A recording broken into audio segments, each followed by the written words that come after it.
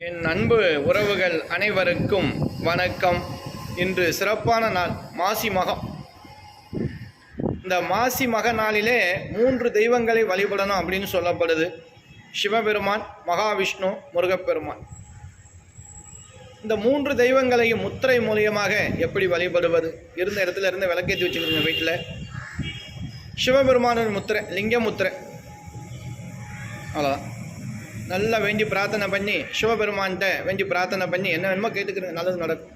அடுத்தபடியாக சங்குமுத்திரை, மகாவிஷ்ணு அருள் கிடைக்க சங்குமுத்திரை, நாராயணனுடைய அருள் கிடைக்கும். மனசில் வேண்டி பிரார்த்தனை செஞ்சுக்கிறேங்க. அதன் பிறகு வேல்முத்திரை. இங்கே பாருங்கள், இந்த வேல்முத்திரை மட்டும் கையை கொஞ்சம் மடக்கணும், அவ்வளோதான். முருகப்பெருமானை வேண்டிக்கிறேங்க.